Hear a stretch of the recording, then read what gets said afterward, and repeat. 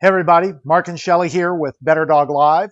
We have a quick teaser for you to let you know what we're doing on the show. Check it out.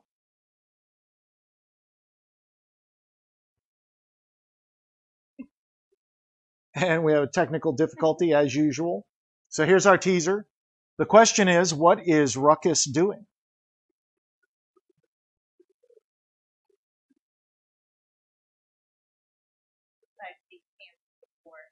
Of course. Okay, so that was a little teaser of what Ruckus is doing. We've been playing with him a little bit, doing some training, trying to get through this whole quarantine thing. So Ruckus is put through all kind of fun things for him. He likes doing and interacting with us. Show you today. Yes, we've got some video to show you tonight that's going to be really cool. And so first and foremost, we've talked about doing the come command. And we've talked about incorporating it into some games that Ruckus might like. All right. So do you think he liked our games that we played?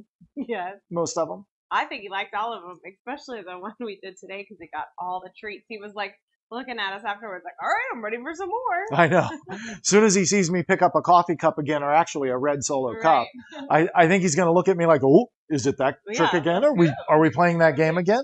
So what we did first and foremost is we wanted to change venues a little bit for him because we're working with him around the household. And there are some new studies about the way dogs learn. And we're going to jump right into this video. But I first want to tell you why I wanted to venture out. So they've trained some dogs to sit in an active MRI machine and hold still, believe it or not, during an MRI.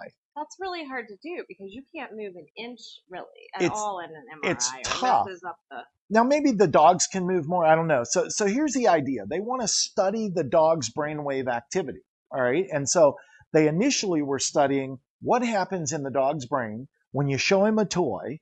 And let's say the toy's name is Brown Bear. Mm-hmm. And you say, Brown Bear, what happens inside the dog's brain?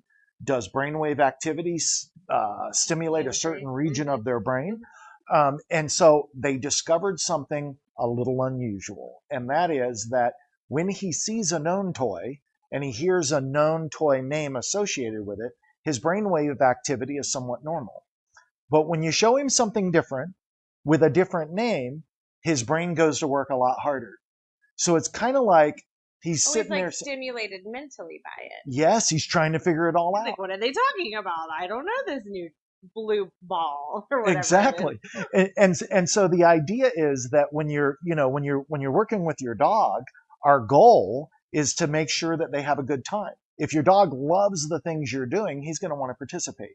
Now, if you have a dog, for example, that hates an activity, and then you try to get him to do that activity, he's not going to want to do it. Right. And so years ago, when I was working with a police dog, we had this police dog that hated tracking.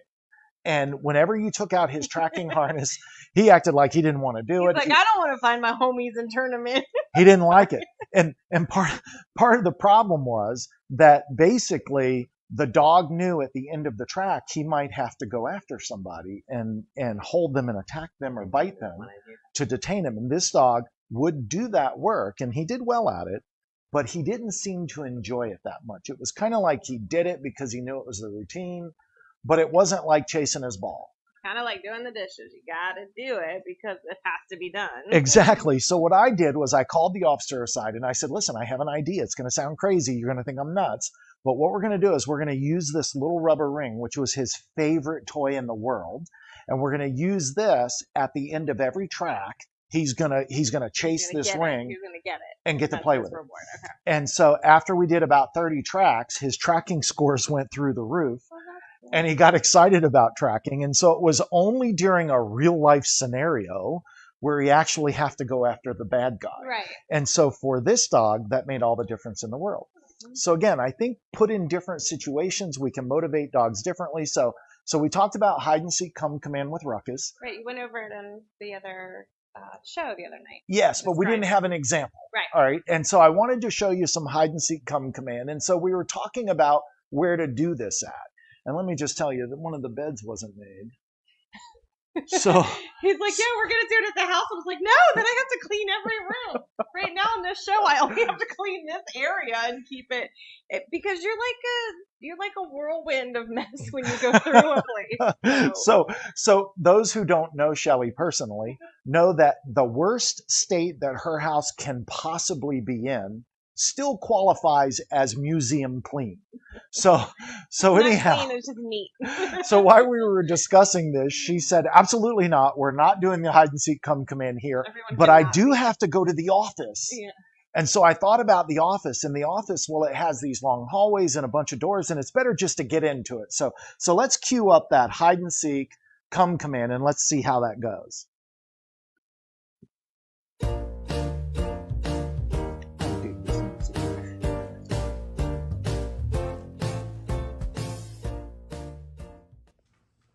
Okay, so she's hiding right now, and what's going to happen is she's hiding, and Ruckus is going to have to find her. Now, I don't know if you can hear him and hear her, but she's calling him right now. What a very good boy. Hello, good job. Good boy. Oh, so he scores a treat when he finds her. Ruckus, sit. So watch his excitement level build. This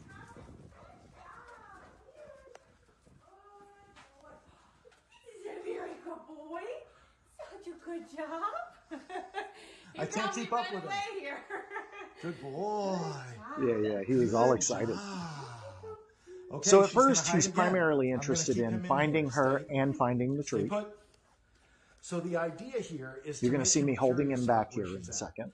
So for him to try to look for her and find her, she's going to call him a little less this time. And I actually put my foot up here to hold him I'm literally back. holding my foot up to block it.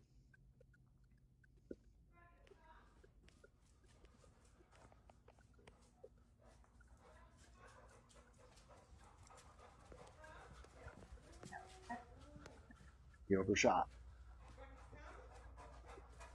Oh, there he is. Good boy. This is a very good boy. You pushed the door open. Good job. I enjoy just watching it again. I I don't know. know why. It was fun to film. Let's do one more hop. I love watching him be curious and looking around. Keep him in here with the door closed. I know. So this time, I'm going to open the door after she starts calling. So this time she doesn't Again, call him the as idea much, here is to and we're challenge trying to him get him to find use her. all of his senses to find her. I did. A couple of That's what I was kissy doing. sounds. So look how he's puzzled.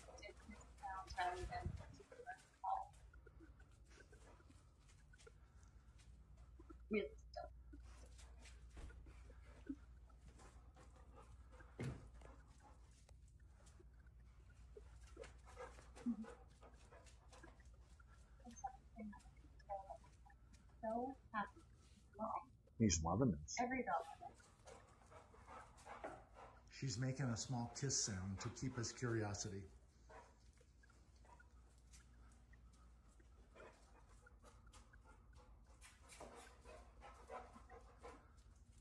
Now say the C word again. Oh, this is a very good boy. So you see how he's really concerned he found her. He's happy to find her. Not so fed on the treat right now. Okay, get rid of this thing. Let's go back to our main set. Okay, so there you have it. Now, if you saw him and you watched his body language, first, he's thinking, I'm going to score a treat. Why did mom walk back there? He got a treat. The next time you did it, he came up to the front desk. Mm-hmm. He got his treat. In fact, at one point, he looks at your hand like, okay, where's my treat? Give me some more. The third time that you did it, when you hid in the office standing up, behind the door when he popped the door open. He completely overshot you. All right. And when he overshot you, basically what happened was, you know, he came back, and as he came back, he probably picked up your smell and he heard your sounds in there. So he immediately just plowed the door open. Oh, because I was saying, Now, an important thing here was I purposely closed those doors the way I did because I wanted him to have to push his way into that doorway. So they were closed, but not latched. They were. Yeah, just a little bit. So he knew he could just nudge them open. Then the best one is the last one. Now, on the last one, what I see is his anticipation builds. He checks every room. He blew by the break room, and at one point you see him stop and look in there And heavily. he turns back and look. He turned back and looked in it like we didn't like it. And what he's thinking is, where is she? Where is she? So dogs have a desire to keep their pack intact. So at that moment, there's an instinct in him to find you. And so as he comes up there and you're giving him those little kissy sounds, Right. he is absolutely stimulated. He is absolutely intrigued by trying to find you at that point. These sounds work for all the kids.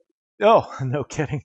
And so what happens then is he gets in that front room, and when he plows around the desk, the thing that struck me the most is that you had a treat in your hand. He knew that you had a treat in your hand, but he was more concerned with kissy face at that point. He wanted to kiss. Yes, than he was at getting the treat. And so the goal of this hide and seek thing is to build anticipation in your dog, get your dog to like doing it. The more fun and interesting it is, the more he's going to want to do it. Now, I do want to point out one thing.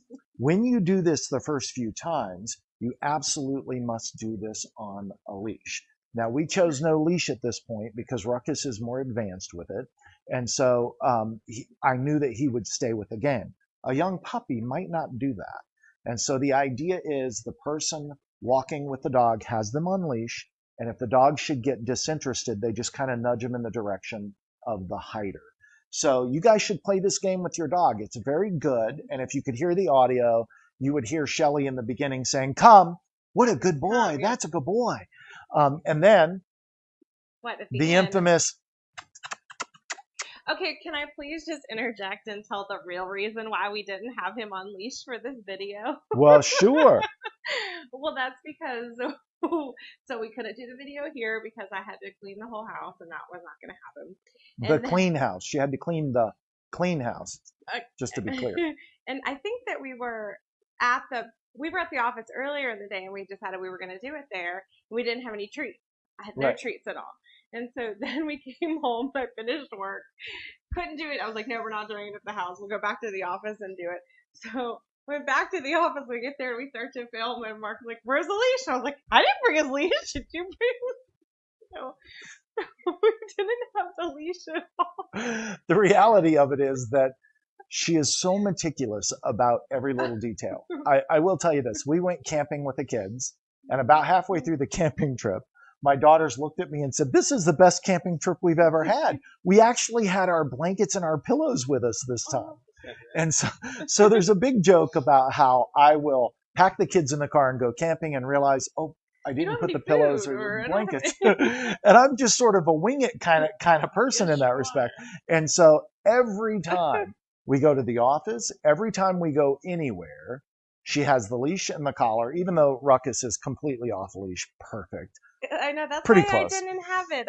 I'm so used to not needing And I'm it. so used to her always insisting that everything be in the car. I just assumed the kitchen sink was out in the car along with the Blah, blah. leash. All right, So, sorry, I just had to share the whole story behind that filming because it was and that's a nice behind the scenes look, Yeah. because this is the reality of what happens around us. You know, we just sort of react to our world around us. And so I do have some other things that I want to jump into. We talked about the hide and seek come command. You guys saw me just do it in an office with her. We can also With do the Ruckus. hide and seek, yes, with Ruckus, and we can We're do in the the hide and seek come command outside as well. So you can hide behind trees, you can hide behind the car, you can hide around the corner of the house. The most important part of this is that you make it fun for your dog. Now, at one point, I couldn't even keep up with Ruckus when we were doing this because of his excitement. If you were doing it outside, you must have your dog on a leash and a collar while you're doing this for safety's sake until you've proven to him and you that his reliability is there. So anyhow, with that being said, I want to cover a couple of things here because I started looking up how dogs learn. I discovered the whole MRI thing, where they're studying dogs and how their brain works. And there's more to that. I'll bring you more to it as I dig into it deeper. There's a couple of more studies about how dogs learn. What I wanted to do is give you my experience of how dogs learn and make sure that when you're working with your own dog that you remember these things. And that is, number one, repetition is king. Anytime a dog and a human are together, one of you is being trained. And so if you're sitting there at the house and your dog is playing with you and he goes over toward the door and you let him out, he's training you to let him out. And so that's not a bad thing in that situation. If he's barking at you and you start petting him, you're training him to bark when he wants attention. And so, or he's training you that when he barks, he wants attention. He sits up perfectly straight and looks at his food dish. Looks at his food dish and looks at me, and I'm like, "Oh, is it 5 o'clock? Is it time to feed you?" So you might miss in the beginning, when a dog does that once, in the beginning, they have no idea that their actions caused a response. Mm-hmm. But by now, Ruckus knows that when he does that to her, that she will get up and feed him. And so he'll even add a little bit of he does a little that little grunt like he's ready. So repetition is king. And so you take the worst method for teaching a dog anything, how to sit, a trick, anything. If you do it enough times, your dog's going to figure it out. And so the idea is just stay at it. Don't give up. The other thing is... It's better to do a better method, though, and then you don't have to do it so much. Yes, if you have a better method that's more refined, right, then you don't need as much repetition. Now, the other part of this is constantly expect the same thing. So you want consistency in what your expectation is and what your goal is, and you want to consistently follow it the same way every time, so it's easier for your dog to predict the results of what's going on. And then the other part of it is we always want to remember that a dog evaluates every situation in 3 ways. It's either a good experience for them, it's a neutral experience for them, or it's a bad experience for them. So what we want to do in training is we want to provide lots of good experiences in association with the behaviors that we want. Mm-hmm. So if your dog comes over and he lays down in front of you on the couch and he's calm and he's not jumping on you and he's not play biting, that would be a good time to praise him. Reach down and give him some calm, mm-hmm, physical petting. Good boy. What a good boy. Or part of that is the calm, because if he's calm, I know that's a mistake I always tend to make whenever I was riding along with you and training calls, that I would be like, "This is such a good dog, it's so good," and the dog would jump up and he's like, "So you kind of ruined the whole behavior that we were looking for because your tone." I'm glad you brought that up. I'm glad you brought that up, because remember that excitement in praise, high-pitched praise, and real excited praise, where you're excited and you're showing an abundance of energy during that praise, builds energy in the dog. Mm-hmm. So if I have a dog that's somewhat active, little hyper, and I'm trying to teach the dog to do a down stay, the dog has to lay down and actually stay. And if someone jumps up and says, "Oh my gosh, that's great! What a great dog!" and they get super excited, the dog immediately says, "Whoa, it's playtime." And there goes your calm behavior. So you want to reward calm with calm, soothing praise. Now, for a come command, we want that bubbly, happy, builds energy type of thing. And so just remember, your dog's evaluating in 3 ways. It's either a reward, which they really like. They take it as neutral, which is pretty much they show no emotion about it. Or they say, "Wow, I didn't like that bad experience." And so as we go through training, we shape the dog's world to provide the right input for the behaviors that we want. So that's how we do that. Does that work with humans too? Like if I raise every day, a couple times a day, 15, 20 times a day, just walk through the kitchen and say, "Do the dishes," pop you a Reese Pieces. Oh, that might work. That could. If you had the right Reese Pieces, I mean, the trick is you see me actually doing the dishes. So that's when I give you pop the clicker and then give me something that I would find rewarding. Okay. So that would absolutely work. Works great too when you want me to take out the trash. That's all I'm saying. Mm-hmm. You know, so anyhow, so with that in mind, we talked a little bit about the dog science. So there's something that I wanted to do this week, and we do that. So in the teaser, you saw Ruckus covered with a towel. All right. And so we're going to jump right into this, and we're going to try to be as quiet as we possibly can, because I want you to hear what's going on. So what we decided to do was give Ruckus an intelligence test. Now, I will provide a link to the intelligence test on the show notes down below in the comments. I'll put a link there when the show is over. And I want you guys to do this intelligence test with your dogs. I would love to get videos placed in the comments, or you could send me private messages of your videos, and I would love to see how other dogs fare with this test. So she's chomping at the bit because, of course, she thinks Ruckus is the smartest dog in the world. And one thing I want to point out, when you do these tests, and I know you're dying to get it going, Dying right? because I need to cough and I don't want to cough. Just cough. Just cough. So here's what happens. She's off coughing. Hopefully she'll live through this episode of the cough. So what happens when you're doing this intelligence test? A couple of weeks ago, we covered what breeds are typically known as the smartest breeds. And I got to tell you that I have seen border collies, which came up as the number one on the list.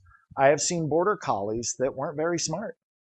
I've seen dogs that scored lower on the list that were brilliant. Now, I saw two dogs. He says, brilliant? Are you talking about me? I know. He said, who are you calling brilliant? But I have seen two dogs in my career that I consider the smartest two dogs that I've ever interacted with. And I'll tell those after this intelligence test. I was supposed to tell it a couple weeks ago. You were going. I forgot. Mm-hmm. So somebody reminded me. So I'm going to revisit that after this test. So here we go. Hopefully we don't forget it. We're going to start this intelligence test right now. Let's go ahead and cue it up. See how Ruckus did.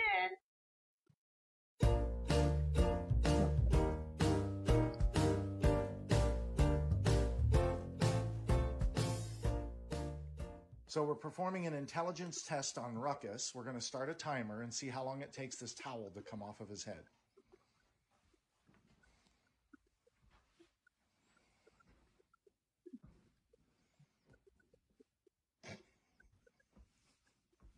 He's like, what the heck are you doing? I know. 13 seconds. Hold on.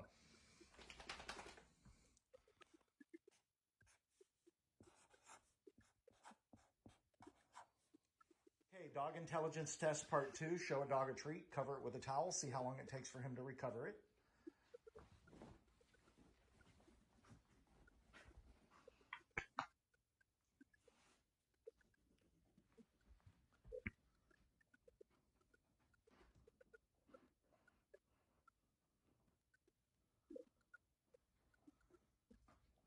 He's thinking, really? You think I can't find the food? Does he have it? He's got it. He's got it.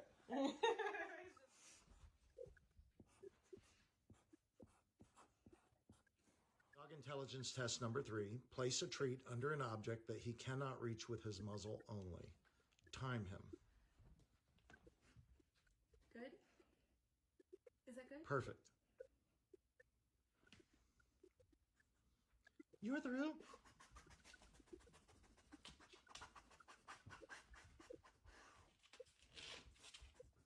Boy, that didn't take long on that one. Put that timer back here. Wow, that was quick. Yeah, 30 Great job, seconds little buddy. Great job. to get a perfect score. Did it?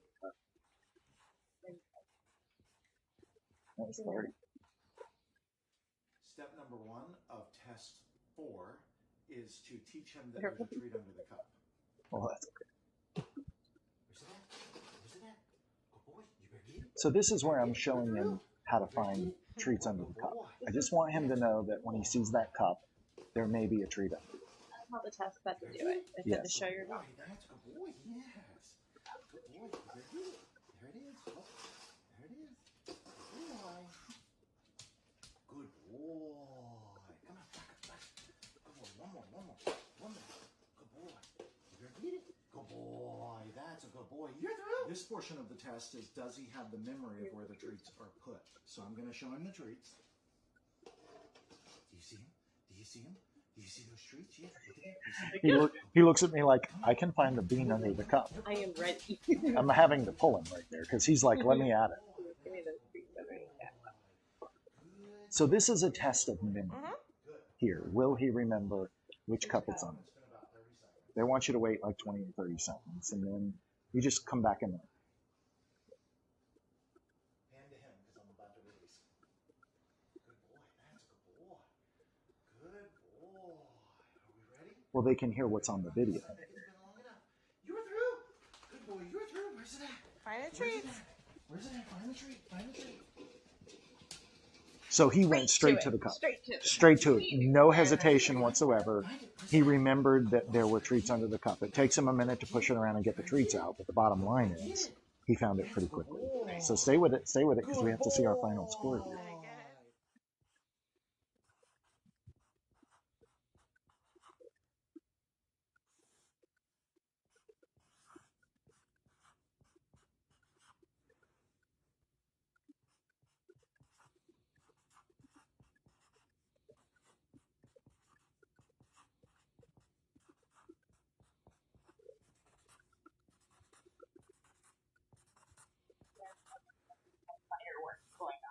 I know, right? All right. But you hit the wrong thing. So now we're back. So anyhow, there you have it. There was Ruckus's score. He scored 10 points. I think the maximum you can get is 12. And so put him in the top tier of being pretty smart. Yeah, he said he was obedient school honor student, I think was what the actual test said. And the next one was something like canine brilliance or something like that. He's brilliant. So there's a couple of things going on here. First and foremost, the trick here is to surprise your dog with these tests. He's rolling around under the blanket. He figured his way out. What's funny is that that's the first time we did that as a test, but he's been around my daughters, and my daughters dress him up. They put sunglasses on him. They put hats on him. They cover him with a blanket. They cuddle with him under a blanket. So he's just an all-around dog that's had all these experiences in a home. So they kind of prepared him for that. The most interesting part of the test for me was testing his memory.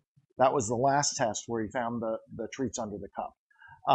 He did not have time to sniff each individual cup and see where those were. Right. Now, in a scent training exercise, if you're training like an explosive detection dog or a narcotics detection dog, you want to move that location so the dog has to use his nose in order to find it. In this test, there was no moving of it. This was an intelligence test, so they were looking for the memory. Will he remember it?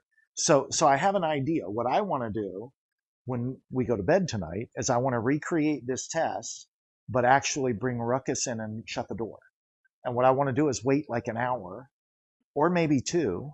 Oh, you mean put the cups out with the... Or possibly all threw night. me off with the whole bedroom thing. Yeah, or possibly all night. And then let Ruckus out in the morning after one of us is out there turning on the camera. The question is, will he in the morning know between 3 cups which one the treats were put under? What if I put out 6 cups? If I put out 6 cups and I put the treats in one cup, you show him, and I show him they're under that cup, then we go to bed and get up in the morning. I think he'll remember. Will he remember that? So that's something that we might try. I don't know if we'll try it tonight, but we'll probably try that at some point. The other part of the test that I found very interesting is always, all along, in these intelligence tests, they always have part of the scoring based on whether or not the dog will use his paw to reach something when he can't reach it with his mouth. So I've had clients tell me, my dog gets his ball stuck under the couch and he tries to get it with his mouth, and when he can't, he lays there and whimpers. And so, You're thinking, and boy, I'm always if he was thinking, more intelligent, he would use his paw. and I'm thinking, well, he could just use his paw. But you can't really teach intelligence, right? Well, the Something fact of the like matter that. is, I mean, I guess you could teach a dog anything. Let me just say that. well, here's what actually happens. It's like instinct. When I train a dog on the very first training session, I usually start with something like sit stay. Not always, but sometimes I start with sit stay. Almost everybody that I talk to, they tell me their dog knows how to sit and their dog knows how to stay. Now, you rode with me for a couple of months. Mm-hmm. So how often did that meet my requirements of sit stay? Once. We had 1 or 2 people, I think. There were 2. Yeah. In like 4 months. And so almost all dogs know how to do a sit. But a stay, until you release them from the stay, is a whole different ballgame. Yeah. So I think that the owners thought that, like, stay for sit. Okay, you stay there. Yeah, okay, 3 seconds. I had one owner say to me a couple of months ago, he goes, my dog will stay for a good 10 seconds. And I said, that's awesome. That's great, because it Good is. place to start. But then Absolutely. after the session, he looked at me and he goes, really? So like in 2 or 3 days, I'll be at a minute and a half sit stay? And I said, absolutely.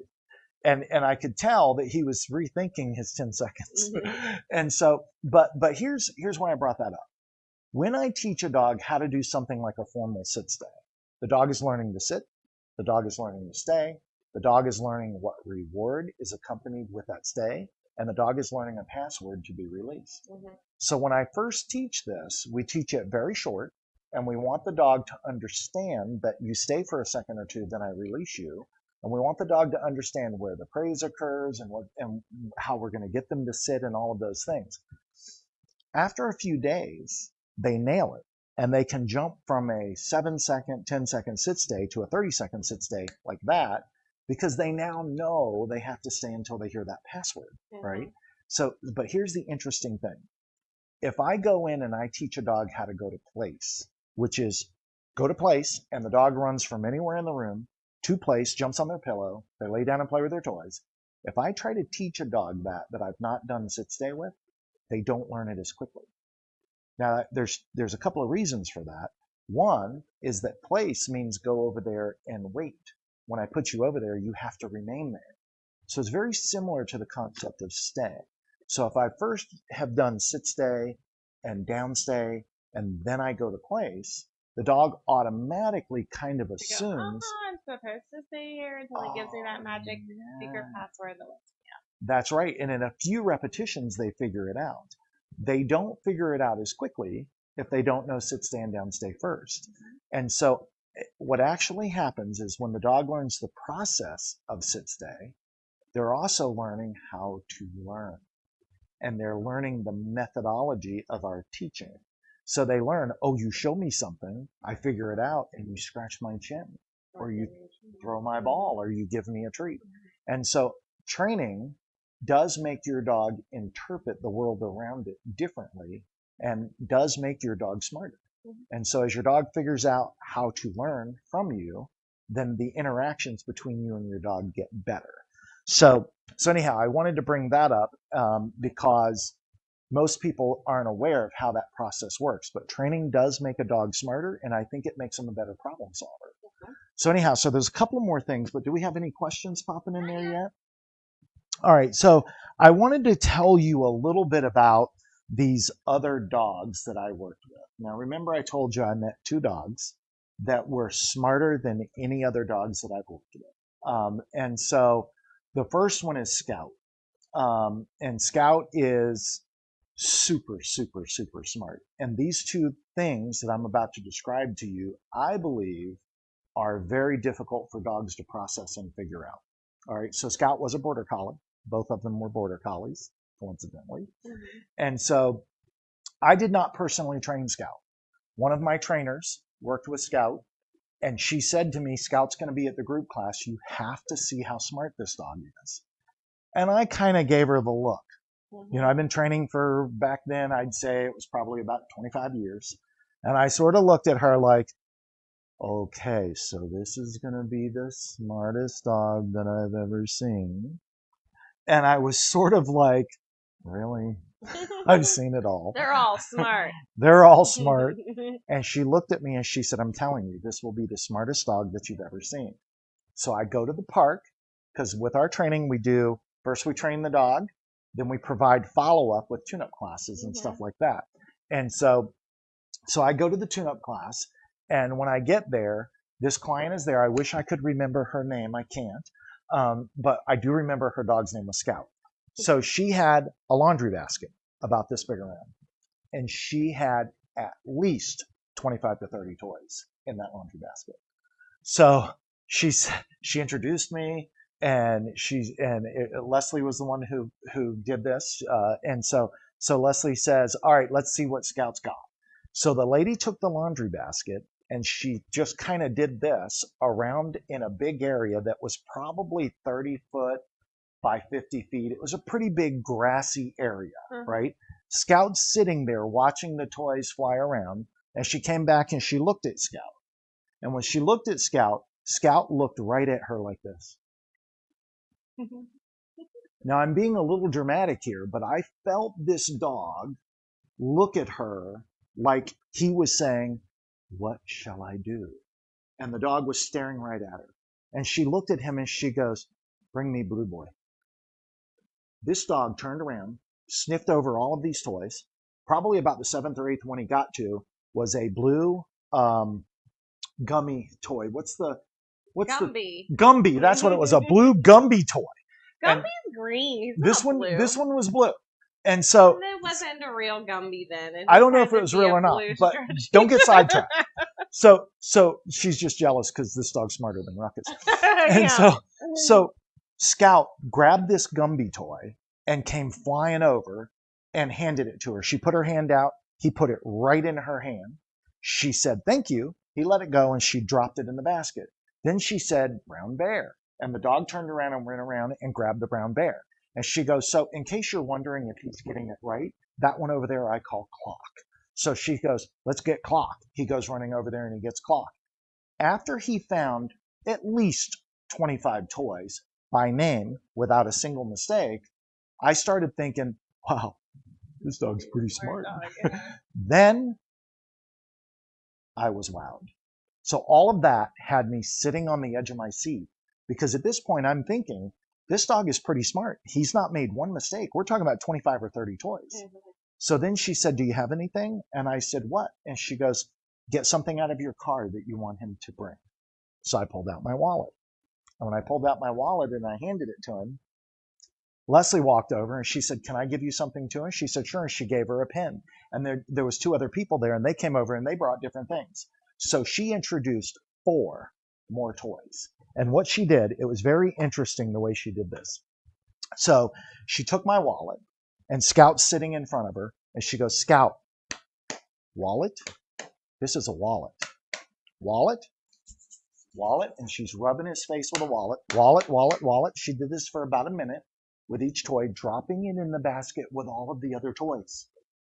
Then she shook the basket up and once again strewed it about. And she's going through the names and she goes, "When you want me to call one of yours, just let me know." And I went, and she goes, "Wallet?" And that little turd ran over there and grabbed that wallet and brought it over. And when he brought it over, he handed it to her. Then he looked at me. That's weird. And I was like, did this dog just... I just took a 20 out of there. this dog knew that was my wallet. So then when he went and got Leslie's pen, he brought the pen straight to Mom. But then he looked right at Leslie. That's it was the darndest thing I've ever seen. That's so cool. And so when I saw that, I had to look at the owner and I actually said, he absolutely appears to be the smartest dog that I've ever seen. And so Scout was brilliant. And I even remember saying, you might want to contact some universities because I'm telling you, this dog, I've never seen a dog do this before. The fact that he learned 4 more toys out of all of those toys. Now, had she introduced one, that wouldn't be such a big mindfall because it was new. And to mix it in with all the other toys and throw it out. And the fact, I think that's kind of crazy too, is that he looked at you and he brought it back and he looked at Leslie and he looked at the other people. I have to be honest with you. Sometimes when somebody tells me their dog is smart, I know that all dogs are very smart. But I'm just like anybody else. You know, sometimes somebody says, "I got the best Harley on the planet." And the mechanic thinks, "Yeah, you do." So I actually told her, I said, "This is probably the smartest dog I've ever seen." And so then a couple of years later, I had a different incident occur. And this different incident is once again an example of what I consider a brilliant dog. Don't let me forget, there's another one I want to tell after this one. But make it fast. So anyhow, here is the next one. So I go to a customer's house. And I will never forget this night because of certain world events happening and it was all over the news. When I walked in, the guy paused the news and we talked about what was happening. It was some Middle Eastern news, a big time story. And so I have a questionnaire that I go through when I evaluate a dog to find out what behavioral issues they have. Right. And I want to find out what the dog's temperament is, what the dog's personality is. I can tell how intelligent the dog is by going through this. Excuse me. And so as I'm going through this, he looked at me and he shook his head and he said, "It can't be on there. You've probably never seen a dog do this before." And I looked at him and I said, well, I've been training dogs, I don't know, probably about 28, 30 years by now. So show me what you got. And he said, all right, honey, go do it. She comes out of the kitchen with a glass in her hand and she sets it on the table. And she comes walking out with a pitcher of water. And she poured water in that glass. Now, the guy's sitting on a couch, and this is a small apartment. In fact, it's real close to here right now. It's between here and my condo, that apartment is. And so she poured the glass of water into the glass, poured it from a pitcher, and she walked in the kitchen and set it down. And the dog heard this. He was laying in the other room. And again, border collie. He comes running in the room, and he looks at the glass, and he goes, and he walks out of the room. So he goes, all right, switch it up. So she pours iced tea in the glass. He comes out, he sniffs a few times, he looks around, he kind of looks at them and turns his head, he looks over at me, and he walks back out of the room. And each time he's walking into the hallway that leads to the bedroom. Small apartment, hallway that leads to the bedroom is attached to the kitchen.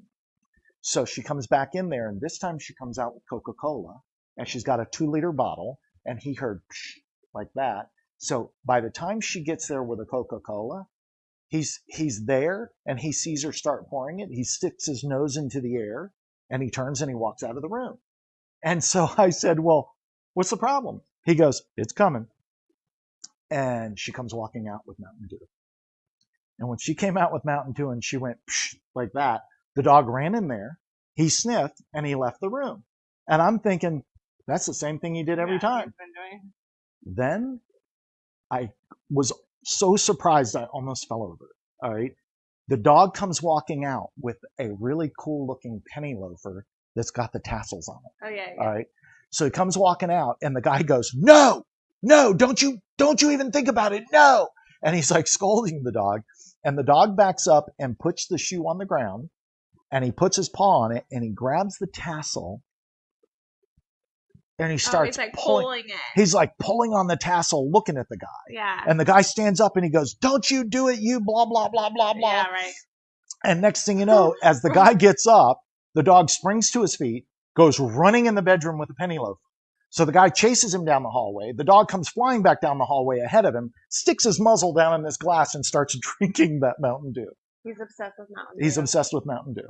And so what I saw there was the most manipulative thing that I've ever seen a dog do. And I looked at him and I said, did you train him to do this? He goes, no, I called you to train him not to do it. So it was the darndest thing. I've never seen a dog be that manipulative before that. And I've never seen a dog go through that many steps to get what he wanted. He clearly knew that they would chase him. That they would chase him and if he destroyed this penny loaf. Mm-hmm. He knew what to get too. And what's funny is he didn't come out there and display the penny loafer like catch me, and run in the other room. The guy's yelling. And so the dog puts the penny loafer down and puts his feet on it and grabs the tassel and starts to kind of pull at it. And I'm sitting there thinking, are you kidding me? I mean, I couldn't believe that I saw that. So those two are the smartest ones I've ever interacted with. But I do have one more story I'm going to tell. If we don't have questions, we'll go ahead and. Darcy just said she misses group training. Can't wait to start up again. Hey, Darcy, don't worry. Sooner or later, we'll be out of this quarantine and we'll get our group training going again. So anyhow, here's the other story. So years ago, my wife at the time, Leslie, she said, do you want to go to a dog training convention? And I said, I'm always aimed to learn something new. And she goes, well, this one would be a little expensive. And I said, well, what's it about? And she says, handicap assist convention, where you're learning more about handicap assist dogs. Now, we had already trained handicap assist dogs, but if we can go to a dedicated seminar on it, we can learn a whole lot more. So then I asked the best question. I said, where's it at? And she said, Las Vegas. And I said, I'm in. And so we go to Vegas and we go to this handicap assist seminar. And when we go there, one of the things they do is they talk about making sure if you're a dog trainer that you don't let people falsely certify a dog. All right. And so that's one of the things that I'm very much of a stickler about. If you want me to train your dog to do pet therapy and you don't do the work and your dog fails the test in my eyes, I'm not going to sign off on you going and having that dog tested. Right. If you want your dog to be a handicap assist dog and you don't do the work and you can't control your dog, there's no way I'm going to put my name on that dog as an assistance dog. And God forbid you call me wanting to commit fraud. Now, once in a while, I have somebody say, well, I want my dog to go in restaurants with me. Can we make like he's a handicap assist dog? How do I do that? And I said, well, if you do it, I'll make sure that I report you. Because what it does is it ruins access for actual handicap assist dogs. Right. If your dog goes in pretending to be one And misbehaves, then that ruins it for everybody. Yeah. All right. And so, in fact, there's some new legislation that allows restaurants and stuff to turn dogs away that are misbehaved because of some bad situations like that. So anyhow, this is a handicap assist dog story, and this tells you about how intelligent a dog can be. Now, I may not get all of it exactly right, but I'll give you the gist of what happened. So while we're sitting in this seminar, a lady got up to speak. And when she got up there to speak, she was in a full wheelchair. She had very limited use of one hand, and she got up to speak about her assistance dog. And I do remember that she was from England. And so she told the story about how she was with her dog. She has a nurse that comes every day, and the nurse takes care of her, and the dog takes care of her. And somehow, some way, she found herself out on the terrace of her apartment in this very cold climate. And she found herself on the floor on the terrace. She had fallen out of her wheelchair, and she's on the floor of the terrace. And so she tells the dog to get her a blanket. Well, the dog has not been taught to get her a blanket. So she's trying to get the dog to get her everything she can. And of course, the dog brings her the cordless phone, and the phone is dead. The battery's dead on the phone.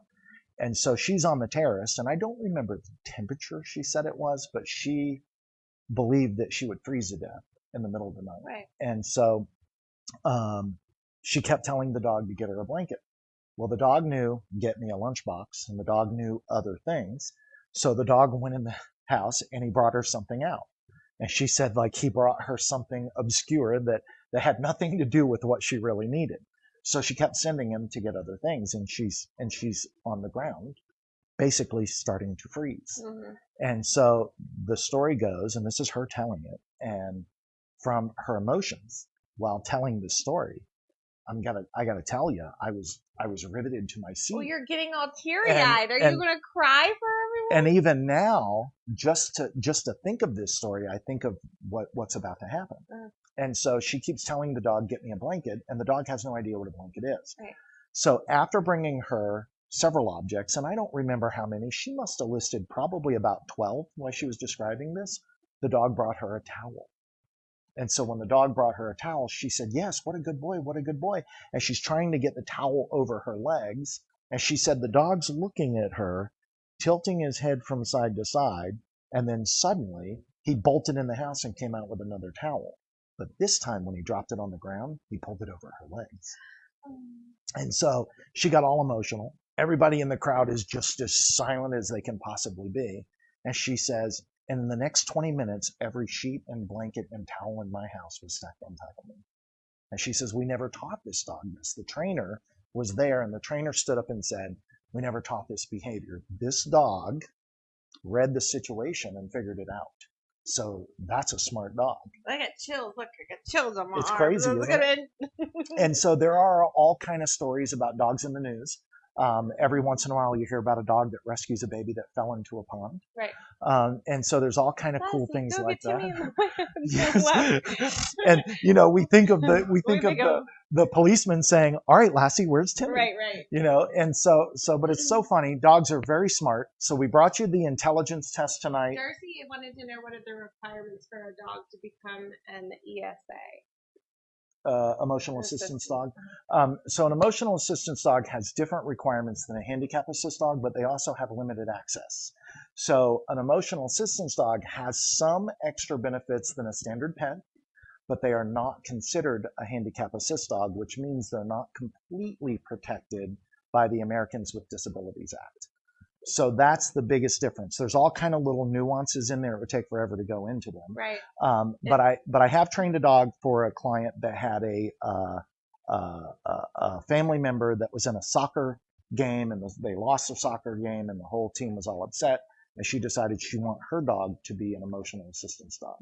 And so we did the training required for it to be an emotional assistance dog. But let's be clear, there are different rules. If you go to a hotel that does not accept dogs and you have an emotional assistance dog, they may not accept that dog in the hotel.